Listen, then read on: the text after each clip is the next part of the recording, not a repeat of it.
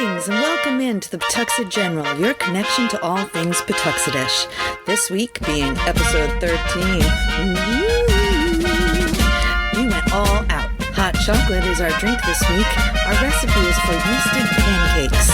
Our featured place is the Temple of Music, and our House on the Corner series continues with the case of Charles Dexter Ward. But first, we would like to thank our subscribers. You fabulous people make it all possible. Huzzah!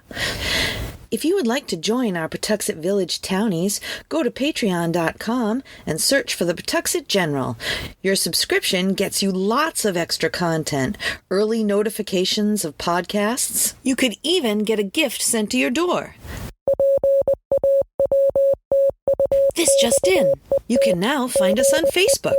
Come check out our meditational videos, which are recordings we did of actual Pawtuxet Village sunrises. You can hear the birds. It's just like sitting next to me, drinking coffee and enjoying the dawn. This page will have photos, links to events, and the Pawtuxet General podcast, so check us out. Now, let's talk about hot chocolate. Today we're going to talk about hot chocolate versus hot cocoa. Hot chocolate is not new. The Maya blessed us all with a tasty concoction over 3,000 years ago. Cacao, spelled K-A-K-A-W-A, was the Mayan word for the coca plant. Grown mainly in Guatemala, the original form of hot chocolate was similar in many ways to our modern flavored chocolates. Building froth by pouring from one pot to another is integral to the original drink. The original cacao recipe only had really an addition of chili powder. And if you'd like to find out more about hot chocolate's origins, you may be interested to check out mayaarchaeologist.co.uk. They have a lot of great information. And it was the Aztecs in the 1300s that added vanilla, honey, and popcorn flour and Mexican magnolia, not to mention achiote for red color. Now it seems that Christopher Columbus seized a large Aztec canoe containing cacao beans and other valuable goods, and then returned with them to Spain. However, it wasn't until the Spanish friars introduced it to court that hot chocolate became popular. One of the many reasons for Spain to war with the Aztec nation, but one that brought, eventually, hot chocolate to all of Europe. Only this time, sweetened with money-making cane sugar. It was said that the English had their tea and the Spanish had their chocolate. So let's answer this debate. Hot chocolate has melted chocolate plus milk or water and or sugar and or flavor.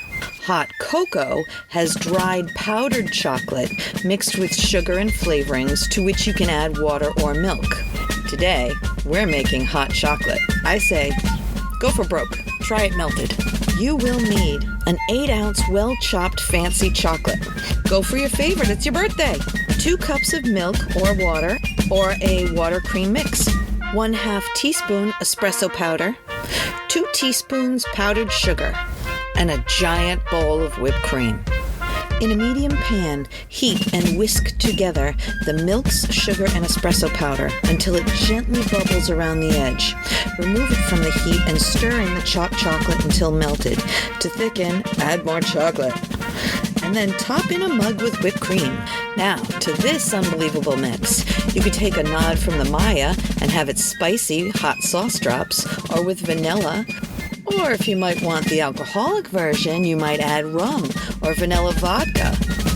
How about that hot pepper vodka? That'll heat you up. Give it a try to warm up the winter chill. Enjoy yeasted pancakes. Sundays in the winter meant many things. Getting up early, putting on white tops and velvet skirts, pretty shoes and warm coats to walk block to church. Singing Sunday school and coffee hour was always a lot of fun. But I have to admit, my mind would sometimes drift to the last thing I saw before leaving the house. A sleepy-eyed dad mixing the wet mix for yeasted pancakes. That meant giant piles of pancakes were waiting for me. My sister and I usually ran home in long skirts and slippery shoes, and I'm not sorry. Stick to your ribs, yeasted pancakes. Enjoy. You will need 1 large bowl, a half a cup of warm water, 3 tablespoons of yeast, 2 tablespoons honey. I used maple and molasses mixed. 1 cup sweet milk. There are 2 schools of thought about this. I substituted 1/2, half and half, and 1/2 water. Worked great. 2 eggs, 2 tablespoons vegetable oil. I used grapeseed. 1/2 cup coarse ground whole wheat flour, 1.5 cup white whole wheat pastry flour, and 1 teaspoon of salt. All right, so I made these this morning in preparation. Come to find out, this recipe is my dad's based on his mom's Depression-era pancake recipe. I guess he was looking over her shoulder and making his own substitutions as he went. This is why it calls for wheat germ and whole wheat flour. Now, I know you guys like pancakes and not hockey pucks for breakfast, so I substituted the whole wheat flour for wheat germ and the white whole wheat flour for whole wheat flour. Dig it. So it goes like this. In 1 large bowl, put the water, that's a half cup warm water, 3 tablespoons yeast, 2 tablespoons of honey or other sweetener, and let stand for 5 to 10 minutes. Then add 1 cup of sweet milk, 2 eggs, the oil. Then sift in the flours and the teaspoon of salt. Don't mix too much, but make sure that it's well incorporated. And then griddle on both sides in a hot pan with a little bit of butter or oil. I use a little bit of both. And enjoy it with maple syrup. Now you're ready for shoveling snow. Enjoy. I want to tell you about my friend Mike and his Electromagnetic Pinball Museum and Restoration Arcade. It's an all-inclusive place to relax and share anything related to modern pinball, EM pinball, and arcade games. A group of pinball and arcade fans with an addiction to games of all kinds and Lego too. $10 gets you free play on pinball and arcade games all day. You can find them at 881 Main Street, Pawtuxet, Rhode Island, or online at www.electromagneticpinballmuseum.com. Now let's take a little trip to the Temple of Music. C.F. Green Memorial Boulevard, Providence, Rhode Island, 02910. The temple being dedicated in 1924, over the years it's been host to social, political, private, and religious events. It lies in the middle of Roger Williams Park in front of a small lake surrounded by a running path. For more information, go to the Roger Williams Park Conservancy.org or visit for yourself. You'll be enchanted, just like H.P. Lovecraft. Or so I thought. Originally, I was covering this place due to its proximity to the Kerwin farm, and when I found it in Lovecraft's Providence and adjacent parts, I thought there must be a correlation. I was wrong. The book was wrong. After some searching on the Roger Williams Park Conservancy page and the hard copies of On a Grecian Colonnade in the Park, which was written in 1920, and considering the temple was erected in 1924, it's hard to believe that a poem was written about it in 1920. Check your sources, friends and neighbors. Which brings us to today's reading, The Case of Charles Dexter Ward. Settle in with a hot chocolate and join me. Let's go. Chapter 2.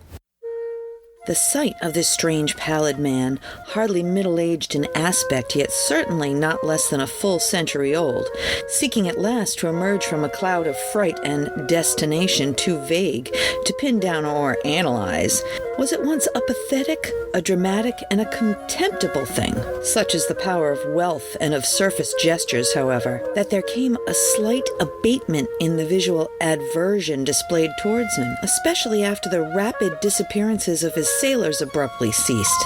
And whilst the rumors of uncanny sounds and maneuvers at his Pawtuxet farm diminished in proportion, his rate of food consumption and cattle replacement remained abnormally high, but not until modern times, when Charles Ward examined a set of his accounts and invoices in the Shipley Library.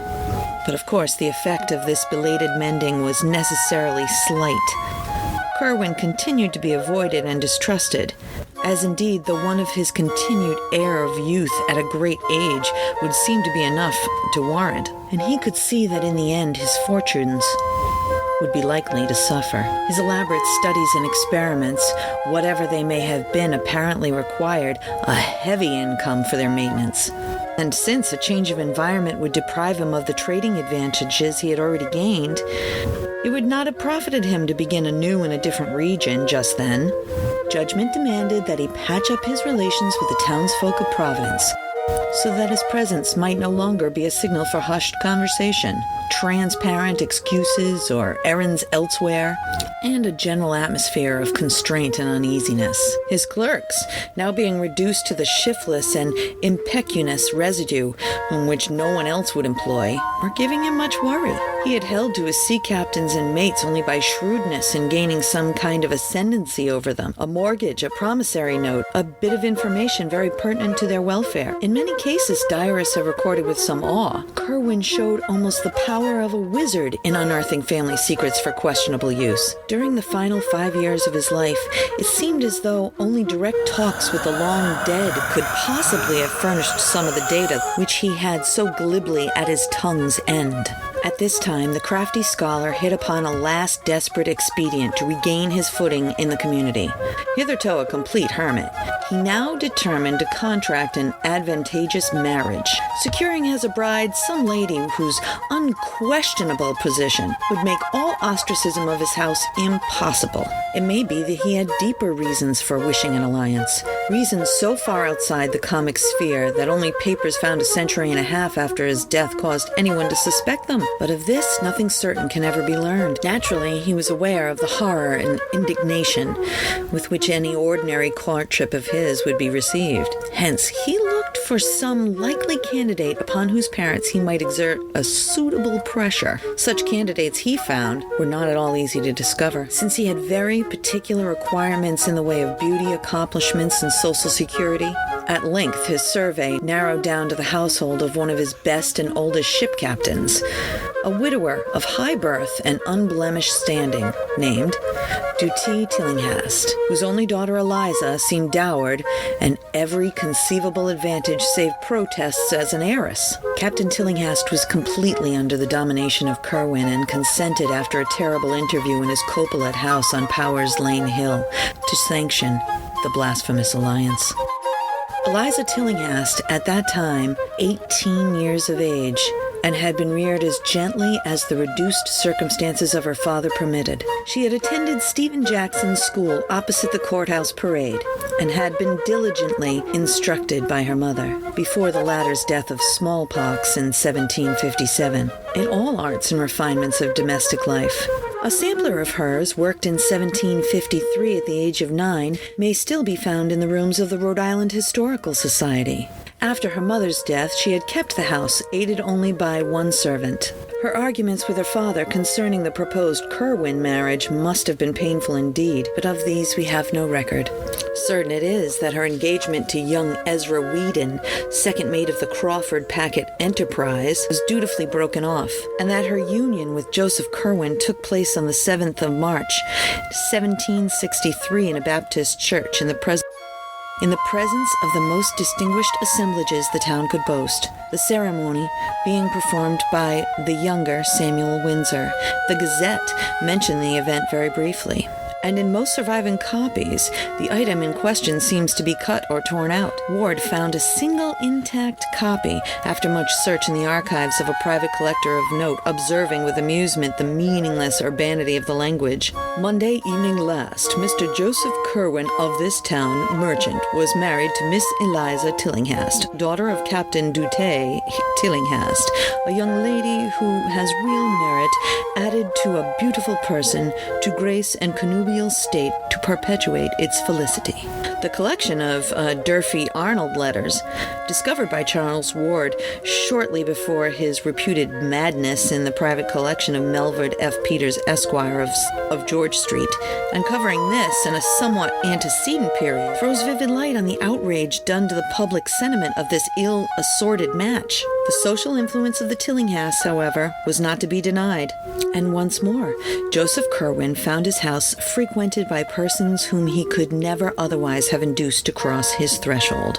His acceptance was by no means complete, and his bride was socially the sufferer through her forced venture.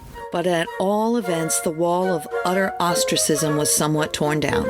And his treatment of his wife, the strange bridegroom, astonished both her and the community by displaying an extreme graciousness and consideration. The new house in Olney Court was now wholly free from disturbing manifestations, and although Kerwin was much absent at the Pawtuxet farm, which his wife never visited, he seemed more like a normal citizen than at any other time in his long years of residence. Only one person remained in open enmity of him, this being the youthful ship's officer whose engagement to Eliza Tillinghast had been so abruptly broken. Ezra Whedon had frankly vowed vengeance, and through a quiet and ordinarily mild disposition, was now gaining a hate-bred, dogged purpose which boded no good to the usurping husband.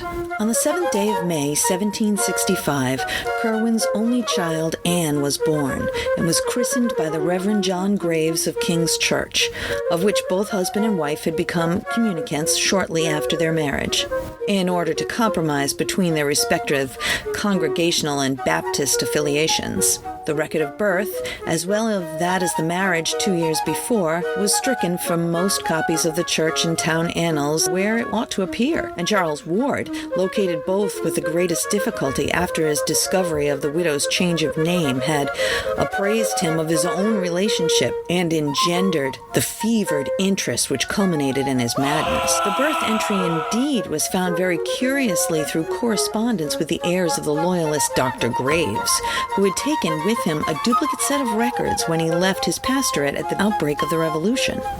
Ward had tried this source because he knew that his great-great-grandmother Anne Tillinghast Potter had been an Episcopalian. Shortly after the birth of his daughter, an event he seemed to welcome with a fervor greatly out of keeping with his usual coldness, Kerwin resolved to sit for a portrait. This he had painted by a very gifted Scotsman named Cosmo Alexander, then a resident of Newport, and since famous as the early teacher of Gilbert Stuart. The likeness was said to have been executed on a wall panel of the library of the house in Olney Court. But neither of the two old diaries mentioning it give any hint to its ultimate disposition. At this point, the erratic scholar showed signs of unusual abstraction and spent as much time as he possibly could at his farm on Pawtuxet Road. He seemed, as was stated, in a condition of suppressed excitement or suspense, as if expecting some phenomenal thing or on the brink of some strange discovery. Chemistry or alchemy would appear to have played a great part, for he took from his house to the farm a great number of his volumes on that subject. His affection for civic interest did not diminish, and he lost no opportunities for helping such leaders as Stephen Hopkins, Joseph Brown, or Benjamin West in their efforts to raise the cultural tone of the town, which was then much below the level of Newport in its patronage of the liberal arts. He had helped Daniel Jenks found his bookshop in 1763, and was thereafter his best customer, extending aid likewise to the struggling Gazette that appeared each Wednesday at the sign of the Shakespeare's Head. In politics, he ardently supported Governor Hopkins against the Ward Party, whose prime strength was in Newport, and his really eloquent speech at Hatcher's Hall in 1765 against the setting off of North Providence as a separate town with a pro-Ward state in the General Assembly did more than any other thing to wear down the prejudice against him. But Ezra Whedon, who watched him closely, sneered cynically at all this outward activity, and freely swore it was no more than a mask for some nameless traffic of the blackest gulfs of Tartarus. This revengeful youth began a systematic study of the man and his doings whenever he was in port, spending hours at night by the wharves with a dory in readiness when he saw lights at the Kerwin warehouses, and following the small boat, which he could sometimes steal quietly off and down the bay. He also kept a close watch as possible on the Pawtuxet farm, and was once severely bitten by the dogs the old couple loosed upon him. Thank you again for joining us at the PG. If you would like to reach out with a question, suggestion, or local ghost story, scary, our email is jess@pawtuxetgeneral.com. If you would like, we might read it on the air. We would love to hear from you. So let's meet back here next time at the Pawtuxet General, a Something for Posterity production. Pre-recorded in Pawtuxet.